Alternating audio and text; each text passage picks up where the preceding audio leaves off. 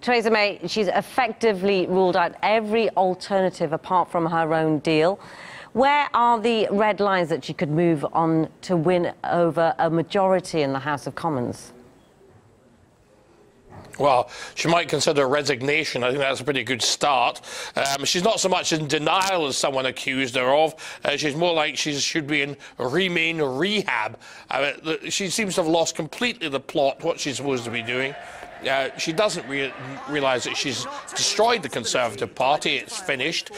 Nigel Farage is starting a new party, Brexit Party, and we're going to make sure the country gets a Brexit, and that will be the end of the Conservative Party. Everything's breaking up at the moment, which is a good thing. As far as the problem with the Irish Republic, this is a hoax. There is no problem with Ireland. This has been invented by the Remainers as an excuse to keep us in the European Union. And the Irish, well, quite frankly, if they don't behave themselves and we get a World Trade Organization deal and leave, well, Ireland, the Irish Republic, is going to be in serious economic problem. So Mr. Varadkar had better behave himself and stop behaving like the way he has been, treating Britain as some sort of plaything. I think people are sick to death of the Irish Republic, quite frankly. David, as some of our contributors have said, that she seems to have tweaked Plan A and turned it into Plan B, despite the catastrophic lack of support. Why do you think she's doing that? Because she hasn't got a Plan B. She hasn't got a plan anything. She's a Plan T for Titanic. She has absolutely not a clue what she's doing. She should never have been Prime Minister. It's a pure accident she was there. She's obviously not fit for the job, and she's been mucking about for 2 years. She's obsessed with remaining in the European Union. Everything's been geared to keeping us in the European Union and avoiding British democracy. We voted to get out of the European Union. She should respect that and just get on with it. That's why she was elected. That's what she told us she was going to do. She's not doing it. And quite frankly, we've got to get rid of her. Others have spoken out, of course, David. German officials and even celebrities, they've been urging the UK to have a rethink about leaving the EU, considering the British PM is sticking to her guns over a deal that was roundly rejected.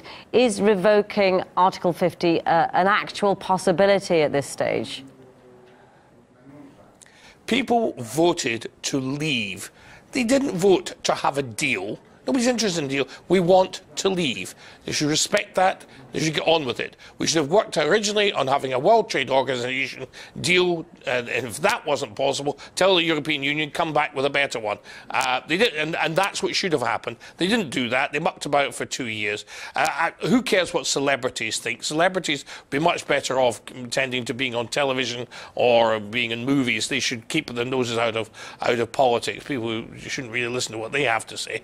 And as far as I'm concerned, Britain needs Brexit in order to be able to make the deals we want to make around the world. And unless we get a clear Brexit, that will not happen. And no one has asked her to come out with deals. They've told her to just get on with Brexit. That's what we want. Yeah, I mean, what do you, understandably, what you're saying is, that they voted for it and, the UK should leave, but there is an awful lot going on in the polls at the moment.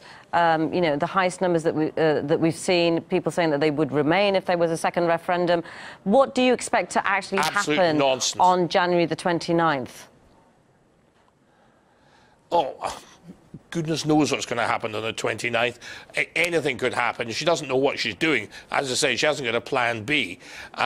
Anything could happen, but quite frankly, we need to leave on the 29th. The best outcome for us would be the World Trade Organization terms. We leave, we can sign whatever trade deals we want in the world. That's the best thing for the United Kingdom.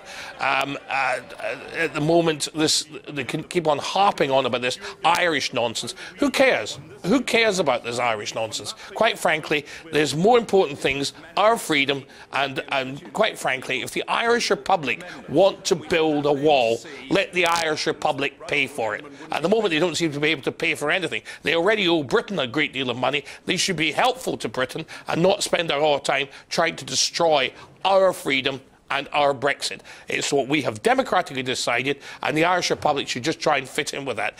And it's their economy that's going to suffer. And that's why I can't understand what Varadkar's playing at. He's the one that's going to be in serious bother if we don't get a good deal.